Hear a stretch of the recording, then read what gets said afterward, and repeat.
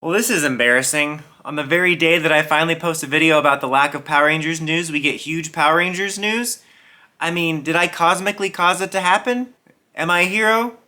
I really can't say, but yes. Dawson's Rentals. Alright, hey YouTube, Dawson Ryder here. After I made a video yesterday finally talking about the lack of PR news, trying to sort of, calm some fears, we actually did finally get an update on the Power Rangers Reboot series in the form of an announcement of a new showrunner for the main series. That doesn't mean that Johnathan Entrwhistle is being replaced. He's still overseeing the big picture stuff. Like, he's Michael Scott, big picture stuff, and this new producer is Jim Halpert, day-to-day. Our new showrunner is Jenny Klein, who has signed a 2-year contract with E1 Entertainment, which oversees the Power Rangers stuff, to make drama series and oversee the Power Rangers series. I don't know if that means the Power Rangers series is going to be part drama series. I'm going to assume based on certain things, which I'll get into in a second. But this was a pretty significant announcement just in general, but also our first significant announcement in a while. In addition to that, Johnathan Entrwhistle has also made a few tweets about it, addressing the fact that she's going to be working on it, which means that he's obviously still working on it. And he also made a very interesting tweet about how he's excited for the new universe, that we might see some familiar faces in this new universe, which is an interesting comment. But the biggest takeaway from this is that the project is still in motion. I mean, in yesterday's video, I kind of talked about that, how I think that the fact that it was quiet was bad news in the sense that I think that it's true that they have faced a lot of kind of unforeseen and foreseen behind-the-scenes issues, which is probably why we hadn't heard anything in a while, but not in the sense that it's going to be canceled. Like, just more in the sense that I think that their timetable has been pushed farther than they initially intended. So basically this lines up with what I thought. And there was rumors, as I mentioned in yesterday's video, and I did a video before, that Entrwhistle was going to be leaving the project. That's obviously not true now.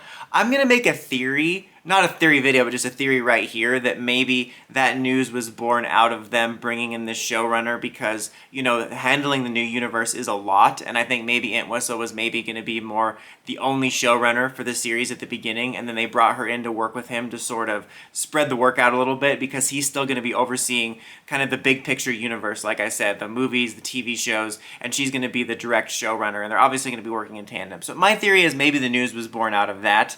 I think that makes sense. I think bringing her on was probably a part of the shift and everything to sort of keep things more balanced. And as far as some of her credits go, I've never personally heard of her, but she's worked on shows like Cloak and Dagger, Jessica Jones, even Supernatural for a couple things. For me personally, I try not to tend to judge what's been worked on before too much, because it really sometimes doesn't make a difference.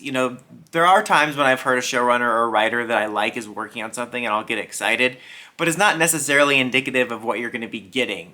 Sometimes someone could do something I really liked and then work on something new and I don't like it, or vice versa. There could be a showrunner or a writer that worked on something I didn't care for, but then the new thing I've watched is actually really great. I mean, and you can't really necessarily judge past work based on what's going to be happening in the future. I mean, this is a kind of out there example, but look at, was it Todd Phillips did Joker, and he previously did the Hangover movies, and there's been lots of people like that, writers, actors, showrunners, directors, whatever, that have done work previously, wouldn't indicate what they're working on now. Like, it's like a complete left turn or something like that. So who knows? I think that she has some impressive credits, and I'm like, it's kind of funny to have these people that are working on PR as these big showrunners that actually have worked on like legit stuff. Like, it's kind of exciting. I think the comments from Entrwhistle were interesting about familiar faces in this new universe. You can speculate on that all you want. I mean, it could mean we could see characters we know in this new universe, either somehow traveling if they go for that angle. I don't think they will, or, variants. Or it could mean we could see some familiar Ranger actors in new roles. There's been lots of franchises that have done that before when they do a sort of reboot, reimagining, or something like that, and they'll have actors that previously played parts play new roles in the series. I mean, for example, this might not be an example a lot of people like, but the Arrowverse. The Arrowverse brought back numerous legacy actors who had starred in previous superhero TV shows as new characters. I mean, John Wesley Shipp he wound up playing a version of his character from The Flash, but he also played Barry's dad, he played Jay Garrick. They brought in Erica Durance to play Kara's mom, the second recast for Kara's mom, who was Lois Lane. Linda Carter was, I think, the president in Supergirl. So they've done all kinds of stuff like that. So I honestly wouldn't be mad at that. I'm like really excited for a clean slate. Like, the board wipe has me really excited, but I wouldn't mad I wouldn't be mad at seeing like previous Ranger actors come in as new characters. I think that would be kind of cool. And then you could set up like a fun variant, like if this takes off, you could set up a fun variant crossover in like 7 years where Tommy Oliver meets Tim, like he's playing. I don't know, but you know what I mean. I wouldn't mind seeing that. I think that's interesting. But I'm glad we finally got news on it. As I mentioned, in yesterday's video, I wasn't too worried about this. I mean, I think that there was a negative reason for the fact that we didn't get news, is I think they faced roadblocks. But I think this is a combination of they're working behind the scenes to make sure everything runs smoothly, and it's just going to take a little bit longer, but they're still working on it. And I'm still really excited by what they're doing. Like I said, I'm excited for the board wipe. The fact that they're like probably not trying too hard to actually bank on nostalgia in that sense. Like, you know, even though he said we might see familiar faces, there have been stuff like JDF wants to work on this stuff, but they don't seem to want to do just JDF Nostalgia Fest, so that has me really excited. And I also think this is a combination of what I mentioned at the beginning of yesterday's video, which is I think that us getting news is going to be on a different timetable than we're used to, and we just have to get used to that, and I think we need to be patient. I think the fact that this news came out yesterday is a clear example of the fandom just needs to be patient. We had a bit of a lull in the news, and the fandom was immediately like, it's canceled again, they're shelving it!